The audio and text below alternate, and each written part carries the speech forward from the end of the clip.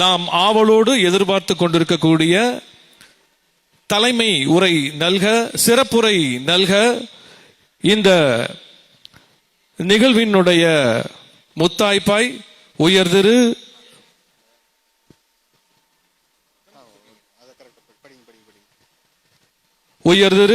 சகாயம் IAS அவர்களை அன்போடு அழைக்கின்றோம்.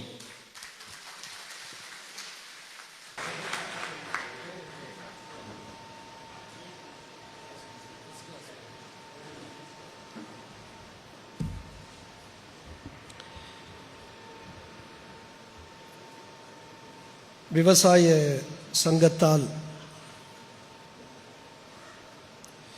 உழவர்களினுடைய உரிமை தளத்தில் களமாடி வீரமரணம் அடைந்த விவசாய தியாகிகளுக்கு அஞ்சலி செலுத்தக்கூடிய உணர்வுபூர்வமான இந்த நல்ல நிகழ்வில் கலந்து கொண்டு உரையாற்றி இந்த பெரும் பொதுக்கூட்டத்திற்கு காரணமாக களமமைத்த இந்த சங்கத்தினுடைய மாநில பொதுச் செயலாளர் மாண்புமிகு டாக்டர் கந்தசாமி அவர்களே,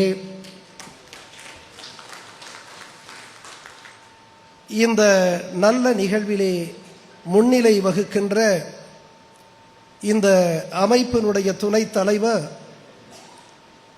மாண்புமிகு டாக்டர் ரங்கநாதன் அவர்களே,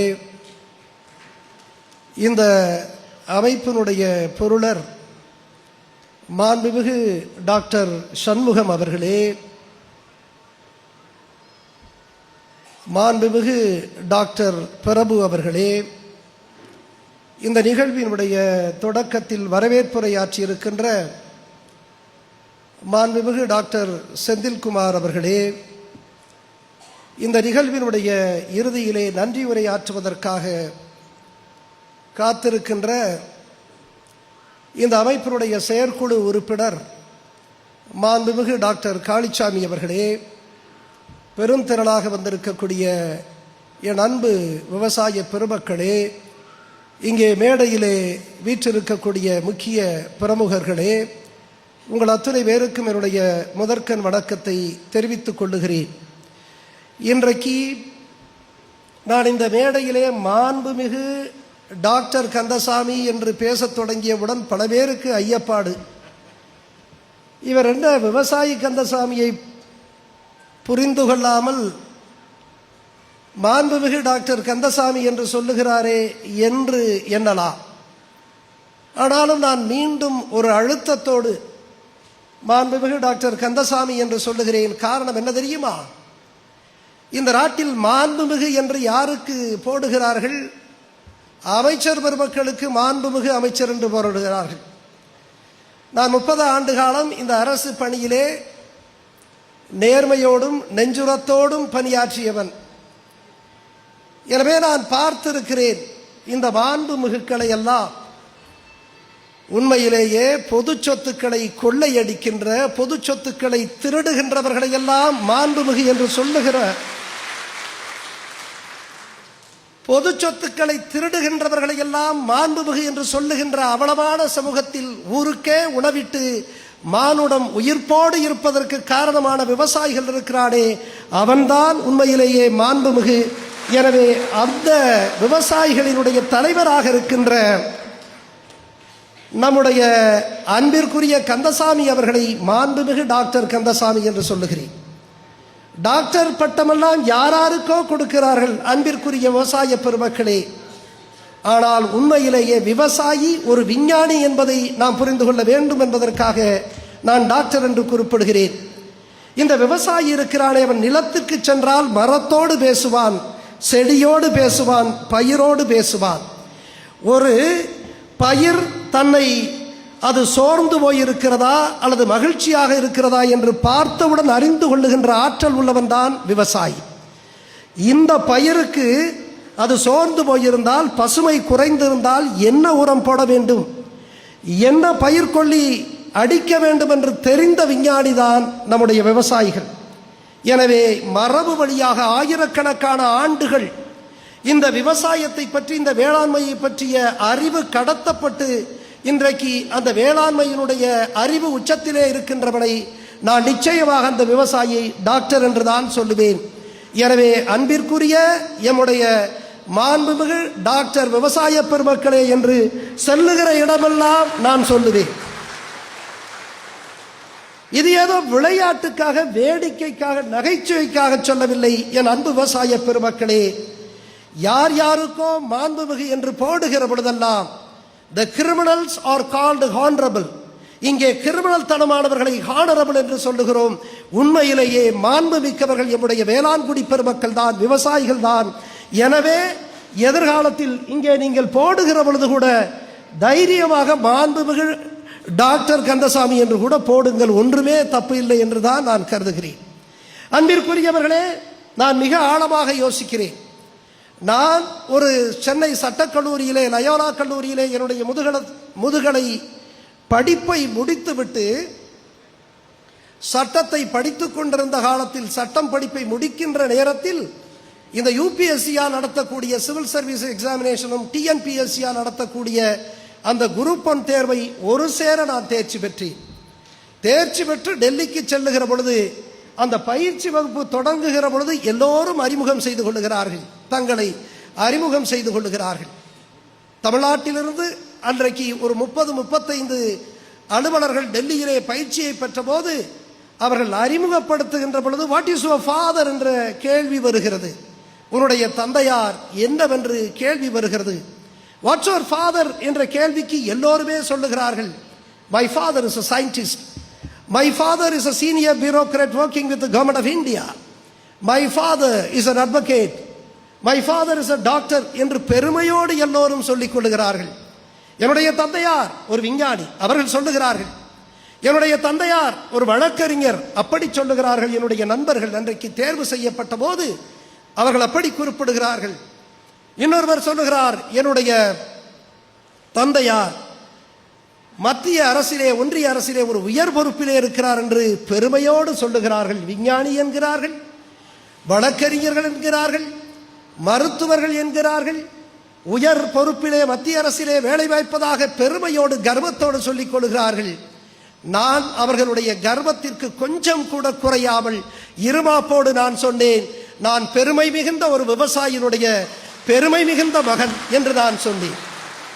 ஊருக்கே உணவிடுகின்ற, உங்களுக்கெல்லாம் உணவளிக்கக்கூடிய ஒரு பெருமை மிகுந்த விவசாயினுடைய பெருமை மிகுந்த பிள்ளை என்று நான் கர்வத்தோடும் கம்பீரத்தோடும் சொன்னேன். எனவே இன்றைக்கு சொல்லுகிறேன், விவசாயியாக இருக்கக்கூடிய உங்களுக்கு கர்வமும் கம்பீரமும் வேண்டும். ஏனென்றால் நீங்கள் பொது சொத்துக்களை திருடவில்லை, நீங்கள் ஊழல் செய்யவில்லை, நீங்கள் லஞ்சம் வாங்கவில்லை என் அன்பு விவசாய பெருமக்களே. எனவேதான் நான் சொல்லுகிறேன், ஊழல் செய்பவன், லஞ்சம் வாங்குபவன், பொது சொத்துக்களை திருடுபவர்களெல்லாம் கம்பீரமாக காட்சி அளிக்கின்ற பொழுது ஊருக்கே உணவிட்டு இந்த உலகத்தை உய்விக்கின்ற உழவர் பெருமக்களுக்கு அந்த கம்பீரத்தினுடைய உச்சத்திற்கே செல்ல வேண்டும் என்பதற்காக நான் அப்படி சொல்லுகிறேன். அன்பிற்குரியவர்களே, நான் எப்பொழுதும் நான் ஒரு விவசாயினுடைய மகன் என்ற பெருமையோடு நான் சொல்லிக் கொள்ளுவேன். எனக்கு அதற்காக வெட்கமில்லை, கூச்சமில்லை. ஆனாலும் கம்பீரமும் கர்வமும் எனக்கு இருக்கிறது. நான் எப்பொழுதும் என்னுடைய பையிலே இந்த மணிப்பர்ஸ் என்று சொல்லுவார்களே, அந்த மணிப்பர்சிலே ஒரு சிறு மண் துகளை வைத்திருப்பேன். ஒரு சிறு அளவுக்கு மண் துகளை எப்பொழுதுமே நான் வைத்திருப்பேன். அது எங்கே இருந்த மண் துகள் தெரியுமா? அந்த மண் என்னுடைய தாய் தந்தையர் உழைத்திருக்கக்கூடிய அந்த வயல்வெளியிலிருந்து எடுத்த அந்த மண் தான் என்னுடைய பாக்கெட்டில் எப்பொழுதுமே இருக்கும். அன்பிற்குரியவர்களே, இந்த விவசாயி உணர்வு பூர்வமானவன். இவன் ஏன் இவ்வளவு கஷ்டங்களையும் நஷ்டங்களையும் வறுமையையும் வெறுமையையும் சந்தித்த பிறகும் இந்த மண்ணை விட்டு ஏன் அவன் அகலாமல் இருக்கிறான் தெரியுமா? இந்த மண்ணுக்கும் இவனுக்குமான அந்த உணர்வு பிணைப்பு இருக்கிறது அல்லவா, அதன் காரணமாகத்தான் இந்த மண்ணை விட்டு அவன் அகலாமல் இருக்கிறான். எனவே அந்த உணர்வு பிணைப்பினுடைய ஒரு அடையாளமாக நான் அந்த மண்ணை எப்பொழுதும் என்னுடைய பையிலே வைத்திருப்பேன். நான் யதார்த்தமாக எடுத்த முடிவு இது. ஆனால் நான் ஒரு நேரத்தில் நான் படிக்கின்ற பொழுது வட இந்தியாவிலே, குறிப்பாக உத்தரப்பிரதேசத்தினுடைய மேற்கு பகுதியிலே மிகப்பெரிய விவசாயிகளுடைய தலைவராக இருக்கக்கூடிய ஜாட் மக்களினுடைய பெரும் தலைவராக இருந்த இந்தியாவினுடைய முன்னாள் பிரதம அமைச்சர் சௌத்ரி சரண் சிங், அவரை பற்றி நான் பின்னாலே படித்த பொழுது, அவரும் என்னை போல அந்த காலத்தில் தன்னுடைய அந்த பட்பட்டு தொகுதியிலே, தன்னுடைய கிராமத்திலே இருந்த, தன்னுடைய வயலில் இருந்த அந்த மண்ணை அவரும் எப்பொழுதும் தன்னுடைய பாக்கெட்டிலே வைத்திருப்பாராம். அன்பிற்குரியவர்களே, எதற்காக சொல்லுகிறேன் என்று சொன்னால், இந்த விவசாயிகள் உணர்வு பூர்வமானவர்கள். ஆனால் இன்றைக்கு இந்த விவசாயிகளினுடைய நிலை என்னவென்று பார்க்க வேண்டிய ஒரு நிலைக்கு நாம் தள்ளப்பட்டிருக்கிறோம். இந்த நாட்டிலே நேரடியாக 42 46 விழுக்காடு இந்த விவசாயம்தான் வேலை வாய்ப்பை வாழ்வுக்கான ஆதாரமாக அமைத்துக் கொடுக்கிறது என்று இன்றைக்கு புள்ளியியல் நமக்கு சொல்லுகிறது. ஏறக்குறைய 60% விழுக்காட்டு மக்கள் நேரடியாக மறைமுகமாக இந்த வேளாண்மையை சார்ந்துதான் இருக்கிறார்கள் என்று நாம் பார்க்க வேண்டி இருக்கிறது. ஆனால் இன்றைக்கு என்ன நிலைமை இருக்கிறது? தான் விளைவித்த அந்த நெல்லுக்கோ அல்லது அந்த உற்பத்தி பொருளுக்கு தான் விளைவித்ததற்கு விளைவிக்க முடியாத நிலையிலே தான் இன்றைக்கு நம்முடைய வேளாண் குடி பெருமக்கள் இருக்கிறார்கள். அவர்களுக்கு நியாயமான விலை கிடைக்கவில்லை. அந்த நகர்ப்புறத்து பொருளாதாரத்திற்கும் கிராமப்புறத்து பொருளாதாரத்திற்கும் இடைவெளி ஏராளமாக இருக்கிறது என்பதை புரிந்து கொண்டால் நாம் கிராமத்தினுடைய இந்த வறுமையை நம்மால் அறிந்து கொள்ள முடியும். எனவே இன்றைக்கு கிராமிய பொருளாதாரம், எனவே இன்றைக்கு இந்த வேளாண் பொருளாதாரம் மிகவும் நலிந்து கொண்டு போகக்கூடிய ஒரு நிலையில்தான் இன்றைக்கு கிராமங்களை விட்டு லட்சக்கணக்கான மக்கள் வெளியேறி கொண்டிருக்கிறார்கள். கிராமங்களில் முன்னேற்றம் இல்லை என்று சொன்னால் இந்த தேசம் ஒரு காலம் வல்லரசாக முடியாது. நான் அடிக்கடி சொல்லுவேன், என் தேசம் இந்தியா என்கின்ற மிக பிரம்மாண்டமான இந்த நாடு உண்மையிலேயே எப்பொழுது வலிமையாக இருக்குமா தெரியுமா? இந்த நாட்டினுடைய தலைநகராக விளங்கக்கூடிய டெல்லி பட்டணத்தை பார்த்து, அதனுடைய பிரம்மாண்டமான கட்டடங்களை பார்த்து என் தேசம் முன்னேறிவிட்டது என்று நான் சொல்ல மாட்டேன். இந்த நாட்டினுடைய வணிக தலைநகரமாக விளங்கக்கூடிய மும்பையை பார்த்து என் தேசம் அந்த மும்பையினுடைய அந்த விரிந்த வீதிகளிலே வண்ணமயமான வசீகரமான வாகனங்கள் செல்லுகின்றன அல்லவா, அவையெல்லாம் பார்த்து என் தேசம் முன்னேறிவிட்டது என்று நான் சொல்ல மாட்டேன். மாறாக இந்த நாட்டினுடைய லட்சக்கணக்கான கிராமங்களில் வாழக்கூடிய கோடிக்கணக்கான விவசாய பெருமக்களினுடைய வாழ்க்கையில் என்றைக்கு மலர்ச்சி வளர்ந்து ஓங்குகிறதோ அன்றைக்குத்தான் என் தேசம் முன்னேறியதாக நான் கருதி கொள்ளுவேன். அந்த நிலையில்தான் இன்றைக்கு நான் உங்களோடு இருப்பதற்காக நான் பெருமைப்படுகிறேன்.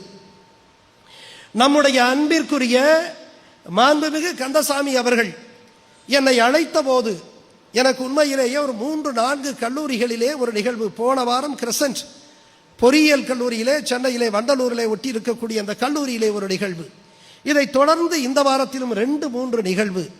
ஆனாலும் கூட இந்த நிகழ்வுகளெல்லாம் நான் கலந்து கொண்டாலும் கலந்து கொள்ள போனாலும் கூட எனக்கு இந்த நிகழ்வுதான் ஒரு உணர்வு பூர்வமான ஒரு உன்னதமான ஒரு நிகழ்வாக இருந்ததனால்தான் நான் மாண்புமிகு கந்தசாமி அவர்களுடைய அழைப்பை ஏற்று நான் இங்கே வந்தேன்.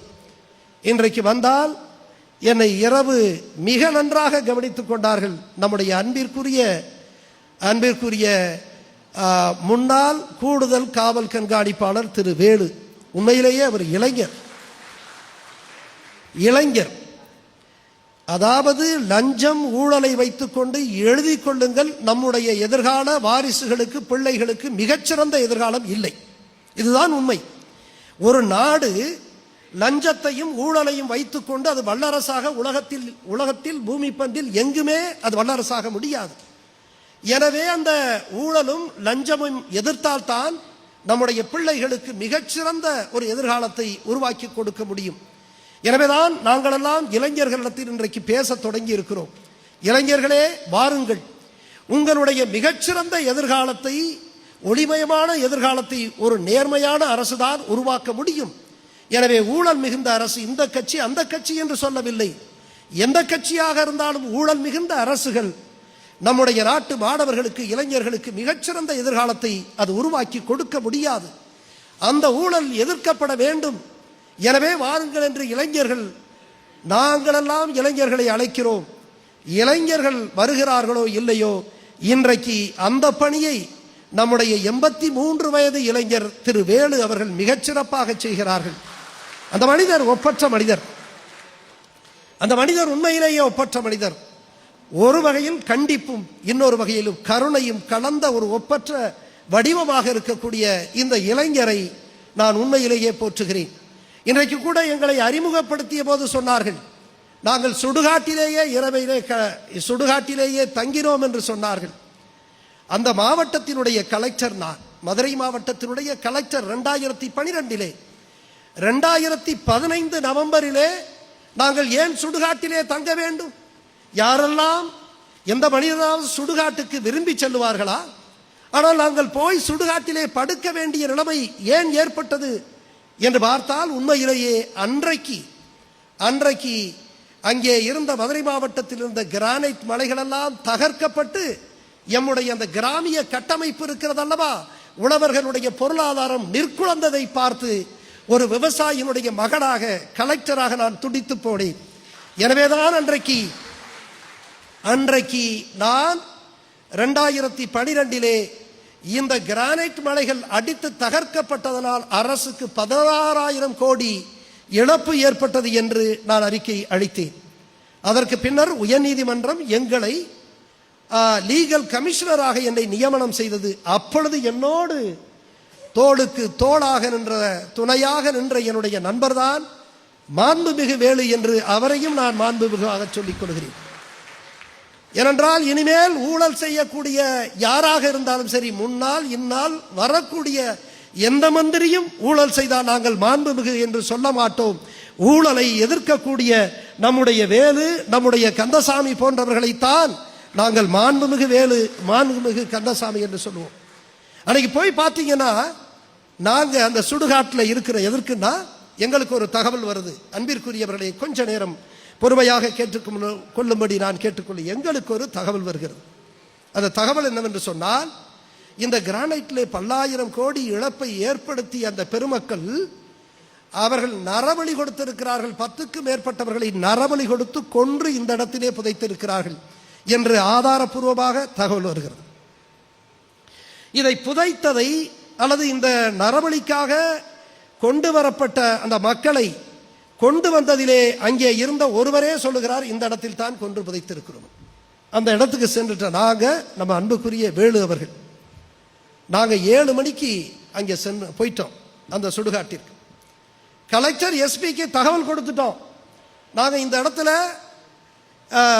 இந்த கிரானைட் முறைகேட்டாளர்கள் நரபலி கொடுத்து இந்த பிணங்களை இங்கே புதைத்திருக்கிறார்கள்.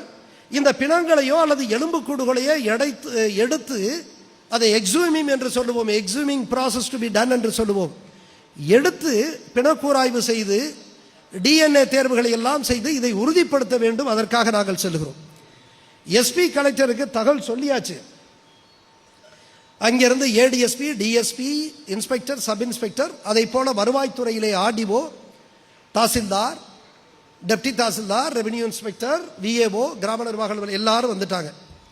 நாங்கள் 8 மணிலேருந்து இருக்கிறோம். 7:30 8 மணிலேருந்து அங்கே இருக்கிறோம். எல்லாரும் வந்துட்டாங்க, மருத்துவர் மட்டும் வரல. இந்த பிணத்தை எடுத்து, எலும்புக்கூடுகளை எடுத்து பிணக்கூராய்வு செய்யக்கூடிய மருத்துவர்கள் மதுரை மருத்துவக் கல்லூரியிலேருந்து வரணும். அவங்க நினைச்சா 1 மணி நேரம் 1.25 மணி நேரத்தில் வந்துடலாம். வரல. நான் இருக்கிறோம், நம்ம அன்புக்குரிய வேலு இருக்க வரல. 8 மணி ஆகுது, 9 மணி ஆகுது, 12 மணி ஆகுது, வரல. கேட்டால் அந்த வர்றாருங்கிறாங்க. 3 மணி ஆகுது, 5 மணி ஆகுது. 5:30க்கு வந்து அந்த ஏடிஎஸ்பி வந்து சொல்றாரு, ஐயா நீங்க போய் இப்ப பாருங்க, சூரியன் மறைய போகுது, சூரியன் மறைய போகுது. சூரியன் மறைஞ்சதுக்கு அப்புறம் இந்த சோதனையெல்லாம் சட்டப்படி செய்யக்கூடாது. சட்டத்தை பேசுறாரு பாருங்க, எப்பா சட்டப்படி செய்யக்கூடாது. அதனால ஐயா நீங்க மதுரையில் போய் சர்க்கிட் ஹவுஸ்ல போய் தங்கிக்கங்க, இருங்க, ஓய்வு எடுத்துருங்க, காலையில் நம்ம இந்த சோதனையை நடத்திடலாம் அப்படின்னு சொல்றாரு. எனக்கு கடுமையான கோபம் வந்துச்சு. அந்த ஏடிஎஸ்பி கிட்ட கேட்டேன், நாங்கள் சூரியன் உதித்த நேரத்திலே இங்கே வந்துட்டோம், இப்போ நீ சட்டத்தை பேசுகிற, சூரியன் மறைய போது இனிமேல் செய்ய முடியாதுன்னு, நீங்கள் என்ன பண்ண போறீங்கன்னு எனக்கு தெரியும். நீங்க என்ன பண்ண போறீங்கன்னு எனக்கு தெரியும். இந்த இரவோடு இரவாக நீங்க எப்படிப்பட்ட ஆளுங்க என்ன பண்ண போறீங்கன்னு தெரியும். இந்த இரவோடு இரவாக நீங்க என்ன செய்ய போறீங்கன்னு எனக்கு தெரியும். நான் அப்ப சொன்ன 1 கிலோமீட்டர் நீளம் இருந்த ஹில்லுனா மலை, 1 கிலோமீட்டர் நீளம் இருந்த ஹில்லையே காணாமல் ஆக்குனீங்க. இப்ப இந்த ஹில்லை காணாமல் ஆக்கினவங்களுக்கு இந்த ஸ்கல் இருக்கு பாருங்க, மண்டை ஓடு ஸ்கல்லுனா, இந்த ஹில்லை காணாம ஆக்குனவங்களுக்கு இந்த ஸ்கல்லை காணாம ஆக்குறதுக்கு எவ்வளவு நேரம் ஆக போகுது, இந்த இரவு நீங்க என்ன பண்ண போறீங்க அப்படின்னு எனக்கு தெரியும். நான் போக மாட்டேன், இங்கேயே இருக்க போறேன். ஐயா ஐயா ஐயா, நீங்க ஐஏஎஸ் ஆஃபீஸர், நீங்க கலெக்டர், நீங்க இங்க இருக்கக்கூடாது, அதெல்லாம் வேண்டாம். உங்களுடைய இந்த பேச்செல்லாம் நம்புவதற்கு நான் தயாராக இல்லை என்று சொல்லிவிட்டு நான் அங்கே ஒரு நாற்காலியை கொண்டு வர சொல்லி அந்த சுடுகாட்டிலேயே உட்கார்ந்துட்டேன். நான் உட்கார்ந்த உடனே ஒரு இளைஞர் ஓடோடி வந்து என் அருகே உட்கார்ந்து கொண்டார். அந்த இளைஞர் தான் மாண்புமிகு வேலு அவர்கள். அன்பிற்கு இரவு முழுவதும் நாங்கள் அந்த ஆதாரங்களை காப்பாற்றுவதற்காக அன்றைக்கு சுடுகாட்டிலே நாங்கள் தங்க வேண்டிய ஒரு நிர்பந்தம் ஏற்பட்டு, எங்காவது இந்த அநியாயத்தை பார்த்திருக்கமா? நம்ம ரொம்ப நாகரிகத்தில் உயர்ந்து இருக்கிறோம்னு சொல்றமே, படிச்சிருக்கிறோம்னு சொல்றமே, தமிழ்நாடு மிகச்சிறந்த மாநிலம் என்று சொல்லுகிறதே, அந்த மாவட்டத்தில் கலெக்டராக பணியாற்றிய நான் அந்த சுடுகாட்டிலே நரபலி கொடுத்து பிணங்களை புதைத்திருக்கிறார்கள், எனவே அவை தோண்டி நீங்கள் ஆய்வு செய்து கண்டறியுங்கள் என்று சொல்லுகின்ற அந்த கலெக்டரையே அந்த சுடுகாட்டிலே தங்க வைக்கின்ற காட்டு மிராண்டித்தனத்தை எங்காவது பார்க்க முடியுமா? மிக கொடூரமான அந்த சூழலெல்லாம் கடந்து வந்தோம். எனவேதான் மாண்புமிகு வேலு அவர்களுக்கு நான் என்னுடைய பாராட்டுக்களையும் போற்றுதலையும் நான் இங்கே குறிப்பிட்டு சொல்லியாக வேண்டிய நிலையில் இருக்கிறேன். எங்களை எல்லாம் கேட்டாங்க. அப்ப என்ன கேட்டாங்க தெரியுமா? என்னங்க சுடுகாட்டு, இந்த சுடுகாட்டில் அது அன்னைக்கு அமாவாசை, உண்மையிலேயே அமாவாசை, நான் விளையாட்டுக்காக சொல்ல, என்ன வேலையா, அந்த சுடுகாட்டிலே அமாவாசை இரவிலே இப்படி சுடுகாட்டிலே தங்குவதற்கு உங்களுக்கு பயம் இல்லையா என்று கேட்டார்கள். எல்லோருமே கேட்டார்கள். நான் சொன்னேன், நிச்சயமாக சுடுகாட்டில், இங்கே நான் சுடுகாட்டிலே இருப்பதற்கு எங்களுக்கு பயம் இல்லை, சுதந்திர நாட்டில் இருப்பதற்குத்தான் எங்களுக்கு பயமாக இருக்கிறது என்று சொன்னேன். அப்படிப்பட்ட சூழலை அன்றைக்கு எதிர்த்து நின்றதற்கு காரணம் இந்த நேர்மையும் இந்த நெஞ்சுரமும் ஒரு விவசாயினுடைய பிள்ளைக்குத்தான் வரும் என்பதை நீங்கள் புரிந்து கொள்ள வேண்டும். அப்படிதான் இருந்தேன். என்னை பற்றி உயர்வாக சொன்ன, இந்திய நாட்டிலே முதன்முறையாக தன் சொத்து கணக்கை பகிரங்கமாக காட்டிய ஐஏஎஸ் அதிகாரி என்று சொன்னார். அதை இந்த வேளாண்குடியில் பிறந்த இந்த என்னுடைய தகப்பனும் என் தாயும் தான் இந்த நேர்மைக்கும் நெஞ்சுரத்திற்கும் அவர்கள் காரணமானவர்கள். அத்தகைய பண்பாட்டை இன்றைக்கு இத்தகைய வேளாண்குடி, இந்த வேளாண் பெருமக்கள் கொண்டிருக்கக்கூடிய இந்த அறத்தை, இந்த நேர்மையை, இந்த நியாய பண்பாட்டை தான் இன்றைக்கு மொத்த சமூகத்திற்கே நாம் பரப்ப வேண்டும். அதற்கு ஒரு தொடக்க, ஒரு புள்ளியாக இன்றைக்கு இந்த நிகழ்வு இருக்க வேண்டும். உண்மையிலேயே நாம் இன்றைக்கு 1900 நம்முடைய மாண்புமிகு கந்தசாமி அவர்கள் குறிப்பிட்டதை போல 1968 அவர்கள் சங்கத்தை தொடங்கி 70களினுடைய தொடக்கத்தில் அது வீறு கொண்டு எழுந்து அன்றைக்கு மின் கட்டணத்தை குறைப்பதற்காகவும் இந்த அரசினுடைய கெடுபடியான ஜப்தி நடவடிக்கைகளுக்கு எதிராகவும் அன்றைக்கு கிளந்தெழுந்த அந்த போராட்டத்திலே நம்முடைய மாண்புமிகு பெருமகனார் நாராயணசாமி நாயுடு அவர்களினுடைய தலைமையில் நடைபெற்ற அந்த எழுச்சி மிகுந்த போராட்டத்தில் களப்பலியான இந்த வீர தியாகிகளுக்கு எம்முடைய வீர வணக்கத்தை இன்றைக்கு நாம் செலுத்திக் கொள்ளுகிறோம். உண்மையிலேயே நன்றி மறப்பது நன்றன்று. எனவே அவர்கள் அந்த செய்திருக்கக்கூடிய அளப்பரிய தியாகத்தை நாம் அனைவரும் நன்றியோடு நினைவு கூறுகிறோம். அத்தகைய நிகழ்வாக இது இருக்கட்டும். இந்த வகையிலே என்னை பொறுத்த வரைக்கும் நான் ஒன்றை மட்டும் சொல்லிக்கொள்ள ஆசைப்படுகிறேன். நான் மாவட்ட ஆட்சித்தலைவராக நாமக்கல்லிலே இருந்தபோது நான் உழவர்களுக்கு அதீத முக்கியத்துவம் கொடுத்தேன். கிராம மக்களுக்கு மிக அதிகமான முக்கியத்துவத்தை கொடுத்தேன். அதனுடைய ஒரு அடையாளமாக உங்களுக்கு தெரியுமோ இல்லையோ, இந்த மாவட்ட ஆட்சித்தலைவர் அலுவலகத்திலே நடக்கக்கூடிய இந்த விவசாயிகளினுடைய குறை தீர்க்கக்கூடிய கூட்டத்தை தமிழக வரலாற்றிலே முதன்முறையாக அந்த கிராமப்புறத்திலேயே கொண்டு போய் நடத்தியவன் நான். அது மட்டுமல்ல, இந்த கிராம நிர்வாக அலுவலர்கள் இன்றைக்கு எங்கே இருக்கிறார்கள்? அவர்கள் கிராமத்திலேயே தங்குவது இல்லை. உண்மையிலேயே சட்டம் என்ன சொல்லுகிறது தெரியுமா? Riot Manual Rule 3, it clearly says that every village administrative officer is supposed to stay in the respective charge village. In case he doesn't stay, he shall be removed from service என்று இருக்கிறது. அதாவது குடியானவனின் நூல், வழிகாட்டும் நூல் என்ன சொல்லுகிறது என்று சொன்னால், ஒவ்வொரு கிராம நிர்வாக அலுவலரும் தங்களுடைய பொறுப்பு கிராமங்களிலே தங்க வேண்டும் என்று இந்த நூல் சொல்லுகிறது. ரயட் மேனுவல் ரூல் 3 இதுதான் சொல்லுது. இந்த மேனுவலினுடைய அடிப்படையில் தான் இந்த விதிமுறைகளும் அரசு ஊழியர்களுக்கான விதிமுறைகளிலே சேர்க்கப்பட்டிருக்கிறது. கிராம நிர்வாக அலுவலர்கள் கிராமத்திலேயே தங்க வேண்டும் என்று இருக்கிறது. ஆனால் உண்மை நிலைமை என்ன? அவர்கள் கிராமத்திலே தங்குறது இல்லை. பட்டா மாறுதலுக்கு அல்லது ஏதாவது சான்றிதழ் வாங்க வேண்டும் என்று சொன்னால், சிட்டாவை பெற வேண்டும் என்று சொன்னால், அடங்கல் நகல் எடுக்க வேண்டும் என்று சொன்னால் எங்கே போக வேண்டி இருக்கிறது? நாம் அங்கே கிராம நிர்வாக அலுவலர் அங்கே அலுவலகத்திற்கு வந்தால் உண்டு, இல்லை என்று சொன்னால் இவர் இருக்கக்கூடிய அந்த 30 கிலோமீட்டர் 20 கிலோமீட்டர் 40 கிலோமீட்டருக்கு அப்பாலே இருக்கக்கூடிய அந்த நகரத்திற்கு செல்ல வேண்டிய நிலை இருக்கிறது. ஆக நான் ஒரு கலெக்டராக இதை பார்க்கிறேன். இந்த நாட்டை நேசிக்கக்கூடிய, இந்த கிராமத்தை நேசிக்கக்கூடிய, உழவர் பெருமக்கள் உயர வேண்டும் என்று உள்ளார்ந்து எண்ணக்கூடிய ஒரு கலெக்டராக இதை பார்க்கிறேன். எனவே இந்த சட்டத்தை அமல்படுத்த நான் நினைக்கிறேன். எந்த சட்டம்? இந்த ரயட் மேனுவல் ரூல் 3 மூன்றாவது விதி. இந்த விதியை நான் அமல்படுத்த நினைக்கிறேன். அன்றைக்கு 32 மாவட்டம், 2010 32 மாவட்டம், சென்னை மாவட்டத்தில் மட்டும்தான் கிராம நிர்வாக அலுவலர் இல்லை. மற்ற 31 மாவட்டத்தில் கிராம நிர்வாக அலுவலர் அமைப்பு இருக்கிறது. யாராவது அமல்படுத்துறாங்களா? யாருமே இல்லை. ஆனால் வருடம் வருடம் எங்க மேல் அலுவலர்கள் வருவாய் நிர்வாக ஆணையரிடத்திலிருந்து எங்களுக்கு உத்தரவு வரும். இந்த மாதிரி collectors are instructed to ensure the stay of the village administrative officer in the respective charge village என்று வரும்.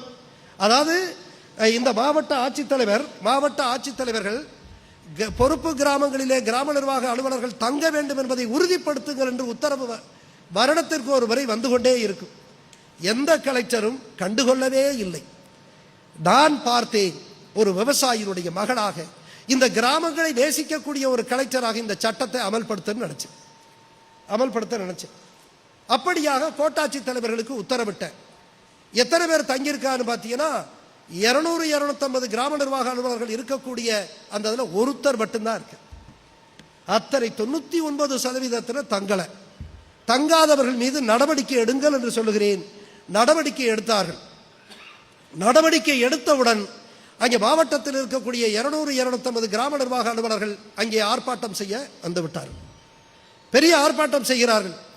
ஆர்ப்பாட்டம் செய்துவிட்டு போய்விட்டவுடன் நாமக்கல் மாவட்டத்தில் என் மேல் இருக்கக்கூடிய அன்பு, என் மேல் அளப்பரிய அன்பு வைத்த கிராம மக்கள், விவசாய மக்கள், ஊழல் எதிர்ப்பு போராளிகள் எல்லாம் சேர்ந்து கொண்டு ஒரு மிகப்பெரிய ஒரு போராட்டத்தை நடத்துகிறார்கள். 10,000 பேர் திரண்டு நாமக்கல் மாவட்டத்தினுடைய தலைநகரிலே அங்கே நடத்துகிறார்கள். அப்பதான் பார்த்தேன், ஆகா இது எனக்கு அபாயமா வந்துட போதேன்னு நான் நினைச்சேன். ஏன்னா இது அரசியல்வாதிகள் விரும்ப மாட்டாங்க. எனக்கு சிக்கல் வரப்போகுதுன்னு நான் நினைச்சேன். உண்மையிலேயே சிக்கல் தான் வந்தது. என்ன தெரியுமா? அடுத்து அங்கே இருக்கக்கூடிய ஆளுங்கட்சி அரசியல்வாதிகள் இந்த கிராம நிர்வாக அலுவலர்களை தூண்டிவிட்டு தமிழ்நாடு முழுவதும் ஏறக்குறைய 3000-3500 கிராம நிர்வாக அலுவலர்கள் வந்து என்னுடைய கலெக்டர் அலுவலகத்திற்கு முன்பாக போராடத் தொடங்குகிறார். போராட்டத்திலே அவர்கள் கடுமையாக பேசுகிறார்கள், ஏசுகிறார்கள். என்ன பேசுகிறார்கள்? நீ மட்டும்தான் அறிவாளியா? 32 மாவட்டத்தில் நீ மட்டும்தானடா இதை அமல்படுத்துற? கலெக்டர் நாயே, லீவு போட்டு விட்டு ஓடிவிடு என்று அவர்கள் ஏசுகிறார்கள். இன்னும் கடுமையான வார்த்தைகளை, கெட்ட வார்த்தைகளை எல்லாம் அவர்கள் பேசுகிறார்கள்.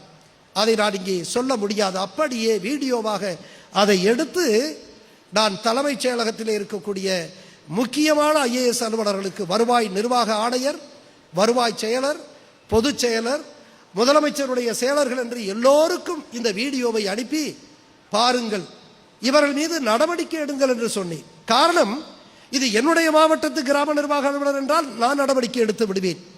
ஆனால் பல பேர்கள் வெளி மாவட்டத்து கிராம நிர்வாக அலுவலர்கள், என்னால் நடவடிக்கை எடுக்க முடியாது. எனவே இந்த வீடியோவை அனுப்பி ஒரு 10 மூத்த IAS அலுவலர்களுக்கு அவர்களுக்கு கடிதம் எழுதி அவர்கள் மீது நடவடிக்கை எடுக்க நான் கோரினேன். அன்பிற்குரியவர்களே, அன்றைக்கு தமிழக அரசு 10 நாளில் கடுமையான நடவடிக்கை எடுத்தார்கள். என்ன நடவடிக்கை தெரியுமா? என்னை அந்த மாவட்டத்திலிருந்தே கலெக்டர் பதவியிலிருந்து தூக்கி எறிந்து விட்டார்கள். இதுதான் அன்றைக்கு நடந்தது.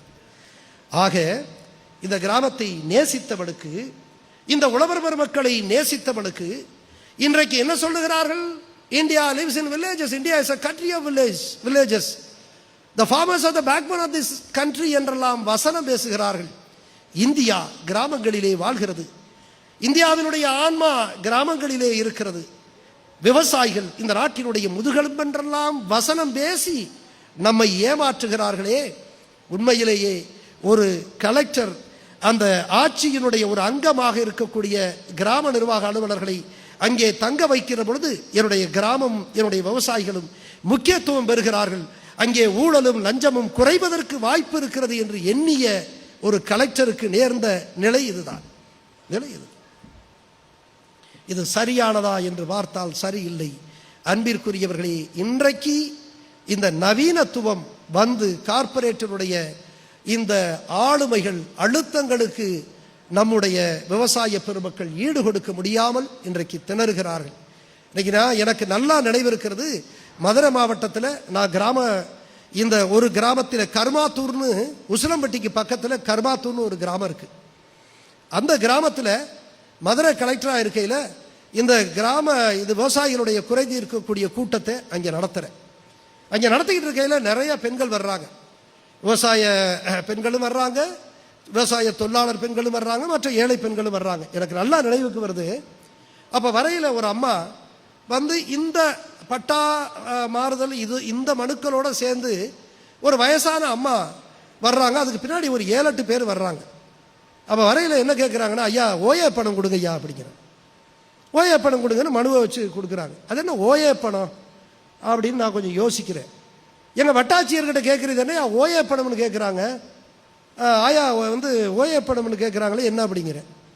அப்போ தான் அவர் சொல்கிறாரு, ஐயா இது வேற ஒன்றும் இல்லை, ஓல்டு ஏஜ் பென்ஷன் ஓஏபி.